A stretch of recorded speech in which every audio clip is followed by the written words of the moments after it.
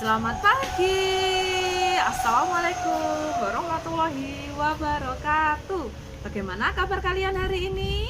Baik, sehat, luar biasa, semangat. Iya. Anak-anak, hari ini kita bertemu lagi. Hari ini kita akan belajar tema 4, subtema 3, pembelajaran 1 ya.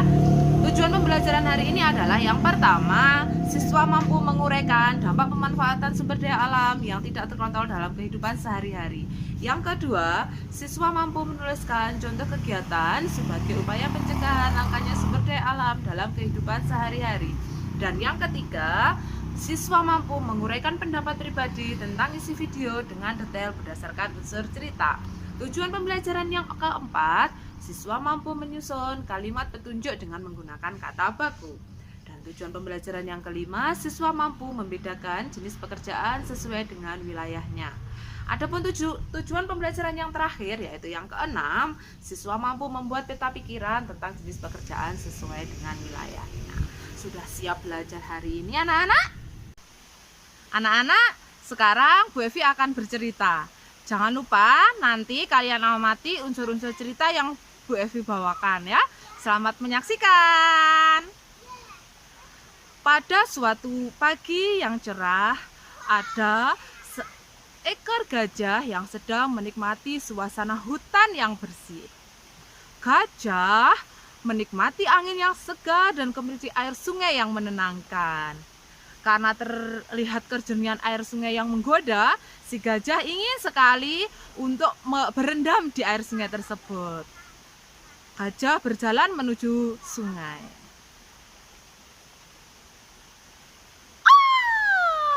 Kodok, kamu mengagetkanku. Oh, maafkan aku gajah, aku tidak sengaja. Kamu mau kemana? Oh, aku mau berendam di sungai itu. Terlihat jernih sekali. Aku tergoda ingin berendam di sana. Kamu mau ikut? Ya, aku mau ikut gajah. Bolehkah aku ikut bersamamu? Tentu boleh. Mari kita berendam di sungai bersama-sama. Akhirnya si gajah dan si kodok berjalan menuju sungai bersama-sama. Segar sekali di sini. Aku sangat menyukainya. Airnya jernih dan bersih. Udaranya juga segar sekali. Aku sangat menyukainya. Apakah kamu juga, gajah? Ya, aku sangat menyukainya, kodok. Ayo, kita nikmati bersama-sama hutan yang bersih, air yang jernih ini. Ayo, bersama-sama kita menikmatinya. Dua binatang ini akhirnya menghabiskan waktu untuk berendam di sungai. Nah, kalian sudah menyaksikan cerita yang Bu Evi bawakan. Sekarang kita akan belajar tentang unsur-unsur cerita. Check it out. Unsur-unsur cerita itu ada judul. Judul itu adalah identitas dalam sebuah cerita ya. Kemudian ada tokoh. Tokoh itu adalah orang atau bisa orang, bisa manusia, bisa binatang mungkin yang ada dalam cerita tersebut ya. Yang ketiga adalah perwatakan. Perwatakan itu adalah sifat dari tokoh yang ada dalam cerita gitu. Dan selanjutnya ada latar. Latar ada dua, ada latar tempat dan ada latar waktu. Latar tempat adalah di mana cerita itu terjadi dan latar waktu adalah kapan cerita itu terjadi. Selanjutnya selain latar ada alur. Alur itu adalah jalannya cerita. Nah ya, alur adalah jalannya cerita. Setelah itu ada amanat. Amanat adalah pesan yang disampaikan lewat cerita. Dari cerita yang Bu Evi bawakan, tugas kalian sekarang adalah tuliskan pendapat kalian tentang unsur cerita yang Bu Evi bawakan. Nah, dalam cerita tadi kalian mengetahui bahwa hutan itu adalah salah satu lingkungan alam ya. Hutan itu harus selalu kita jaga kelestariannya. Ya, sekarang coba kalian buat kalimat petunjuk menggunakan kata baku. Tentunya kalian kemarin sudah belajar tentang kata baku ya. Sekarang coba kalian buat kalimat petunjuk untuk menjaga lingkungan alam ya. Baik. Baik, sekarang akan Bu Evi kasih contoh kalimat petunjuk dalam menjaga lingkungan alam. Yang pertama, kita harus menjaga lingkungan alam dengan pertama, membuang sampah pada tempatnya. Yang kedua, hindari tebang liar. Yang ketiga, membersihkan lingkungan setiap hari. Yang keempat, tidak merusak tanaman sekitar. Yang kelima, jangan membuang bahan kimia di aliran sungai ya. Yang keenam, menanam kembali hutan yang gundul. Nah, anak-anak, sekarang coba kalian sebutkan sumber daya alam apa saja yang dapat kita temukan di hutan ya. Yang pertama apa coba? Ya, betul sekali. Di hutan itu ada air, betul. Kemudian ada apa lagi? Ya, ada hewan. Hewan itu ada yang menghasilkan madu dan kita dapat menemukannya juga di hutan.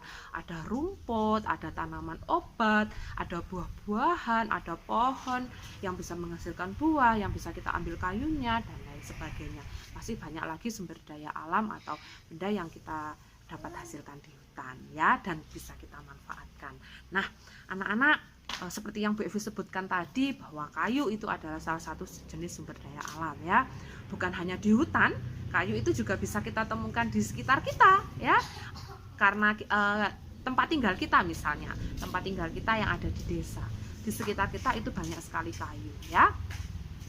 Apakah kalian atau keluarga kalian pernah memanfaatkan kayu? Ya, betul sekali. Untuk apa saja? Ya, ada yang menggunakan untuk kayu bakar, ada yang menggunakan untuk kerajinan, ada yang dibuat kursi, dibuat lemari, dan ada juga yang dibuat pintu, dan masih banyak benda lain yang bisa dimanfaatkan dari kayu ya, betul. Nah, anak-anak, pintu, kursi, dan lemari tersebut dan benda yang lain tersebut itu dibuat oleh tukang kayu. Tukang kayu itu biasanya tinggal di desa ya, atau daerah dataran tinggi. Karena di daerah dataran tinggi itu banyak sekali kayu yang bisa dimanfaatkan mereka untuk menghasilkan barang yang mereka olah tadi. Nah, setelah itu kayu tersebut diolah jadi barang-barang tadi. Setelah itu dijual di kota. Nah, di kota itu ada yang menjual hasil kerajinan tadi, itu biasanya dijualnya di toko-toko ya. Di toko berarti itu ada pedagang atau penjual. Nah, anak-anak, dari ilustrasi yang Bu Evi bawakan tadi ya, kayu itu dapat dimanfaatkan untuk apa dan siapa yang memanfaatkannya itu bisa kita buat dalam bentuk diagram seperti ini ya. Perhatikan, kok kan sesuai dengan tempat tinggalnya. Nah, tugas kalian sekarang adalah tuliskan macam-macam jenis pekerjaan sesuai wilayahnya ya, dan gambarkan dalam peta konsep atau peta pikiran tadi ya. Tuliskan tugas itu pada buku tugas kalian. Sama ya, kita renungkan apa yang terjadi jika semua orang itu memanfaatkan kayu secara berlebihan dengan tidak terkendali atau tidak terkontrol. Apa yang akan terjadi? Ya, betul sekali anak-anak. Kayu itu akan habis atau langka. Nah, bagaimana agar kayu itu tidak habis? Apa yang harus kita lakukan? Ya, kita bisa melakukan reboisasi. Reboisasi adalah penanaman hutan kembali. Apakah masih ada cara lain? Ya, betul sekali. Agar kayu tidak langka, kita bisa melakukan tebang pilih ya. Jadi kita menebang dengan memilih, namanya tebang pilih. Kita yang dipilih apanya? Iya, yang dipilih adalah kayu yang sudah berusia tua atau sudah besar, dan setelah itu kita wajib menggantinya dengan tumbuhan yang baru. Itu adalah tebang pilih ya anak-anak. Apakah ada dampak lain? Ya, ada banyak sekali dampak lain yang bisa timbul. Coba tuliskan pada buku catatanmu dampak apa saja ya yang terjadi akibat pemanfaatan sumber daya alam yang tidak terkontrol. Dan tuliskan kegiatan apa saja yang bisa kita lakukan agar sumber daya alam tersebut tidak langka. Ya, kalian boleh memilih 3 sumber daya alam yang berbeda ya, minimal 3 sumber daya alam ya. Selamat mengerjakan anak-anak, dan sampai ketemu nanti jam 10 di Google Meet ya. Assalamualaikum warahmatullahi wabarakatuh.